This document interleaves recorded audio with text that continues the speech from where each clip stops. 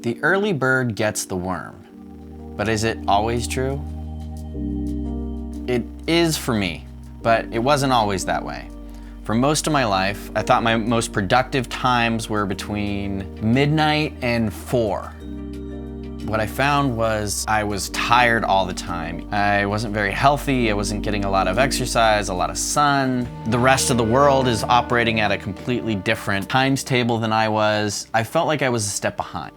I decided that I would try and be an early morning person, just for a little while. It was life-changing and game-changing for me. Why? Why would I want to do that? The biggest and most obvious reason is the solitude.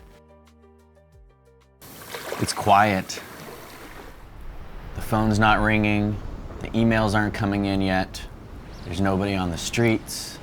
All there is in the early morning is you and your dreams. If I woke up and got right to work at 6, I'd be done by 2 p.m. The rest of my day, I could go hiking, I could exercise, I could spend time with my family, I could work on my side hustles. I just had more time in general. So how did I do this? It wasn't easy, but it was definitely worth it. And so here are my 5 tips on how to wake up early. Tip number 1 is to start your morning the day before. So set yourself up for success. I really like to do what's sometimes called the Hemingway method. Ernest Hemingway would write all day and then he'd end where he knew what the next few paragraphs were going to be. And then he would stop. The next morning he'd come in and he would just immediately get into work and just fill out those few paragraphs that he had already planned. Done. By leaving yourself steps for the next day, you can drop right into flow. You can get right into the meat of your work very quickly, and then once you're in there, you can just keep going. Tip number 2 is get out of bed as soon as you wake up. Do not hit the snooze button. That's hard, I know, just the thought of it makes you go crazy. I was one of those people that had 5 alarms as a snooze. So I'd set one for 7, then I'd set one for 7:05, and then 7:07, and then 7:15, and then 7:20. And then one for like 7:45. just in case all those other ones didn't work. It was kind of ridiculous. What I found is when you hit the snooze button, you're snoozing your dreams. You're snoozing your ambition. Energetically, you're just saying like, no, those dreams aren't as important as what I'm doing right now. Sleeping, it's the most important thing. Like, no. Honestly, let's be honest. We want to accomplish our dreams. We want to become better and better. That's the human condition. Tip number 3 is to set a new wake-up time. What time do you want to get up? For some people, it's 4:30 in the morning. It might be 8. For me, I'm right around 6:30. But I wasn't always that way. So I had to gradually get to 6. And so I started by setting my alarm 15 minutes earlier than I normally do. So say I woke up at 8 a.m., I would set my alarm for 7:45. And I would do this for a few days. Then set your alarm for 7:30, then 7. Do this until you get to your desired wake-up time. So the counterweight to tip number 3 is tip number 4. If you're gonna set a new wake-up time, then you're probably going to need to set a new bedtime. So we all have a different number of hours that we need to sleep every night.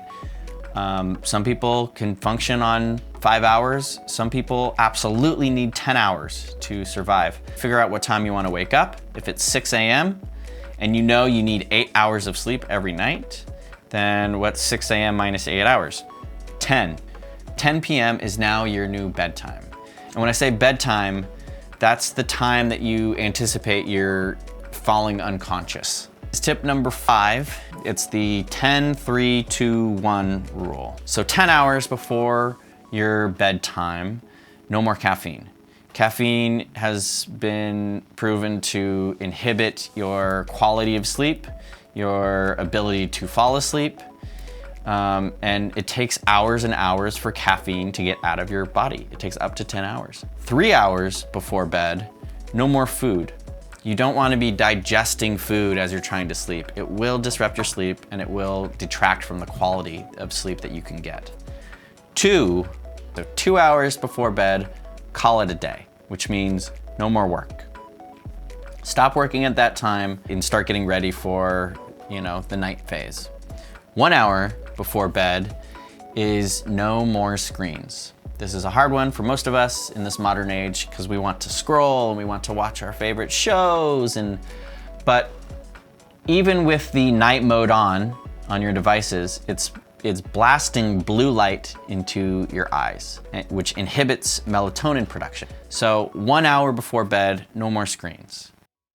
This is the fun part. You get to create your new routine. That will set the stage for the rest of your day. So for me, I have 3 different routines that I cycle between, depending on what my month is like, my week, or my day. But each of these routines revolves around the hour of power. The first hour after you wake up, you have the ability to tap into flow. You have the ability to accomplish a lot in a very short amount of time. Time kind of slows down. Right after you wake up, through that first hour, that's your window. Most of us, we spend it scrolling on our phone, watching YouTube videos, drinking coffee, just slowly getting out of bed, slowly waking up. You're just wasting this magical hour. So what you do, you don't snooze, remember? You just get right out of bed and you immediately get to whatever task you want to do. So my first routine that I do is I eat the frog. Mark Twain once said, if it's your job to eat a frog, eat it first thing in the morning. If it's your job to eat 2 frogs, eat the biggest one first in the morning. The thing that you don't want to do, the task that is just daunting and you've been putting it off, and do that first thing in the morning during your hour of power. And what you'll find is you drop into flow and you just knock it out and then it's done.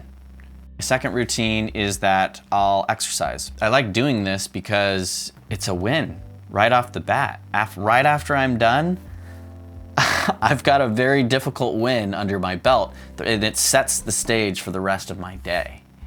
My third routine is my favorite. I do something for myself. Sometimes I'll just get up in the morning, grab my coffee, I grab my camera, I grab my drone, and I head out the door. The light that you get early morning is unbelievable. That's my favorite thing to do, is to go out into nature and get some footage. Oftentimes, it never sees the light of day, but it makes me feel good. Whatever I want to accomplish, I know that that hour, I can use that to accomplish whatever I want.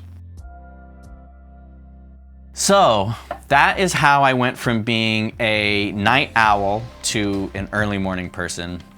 Changed my life. I'm so glad that I have discovered this way of being, this lifestyle. It truly is a lifestyle. I hope you enjoyed this. I hope you learned something. If you have any questions, please put them in the comments below.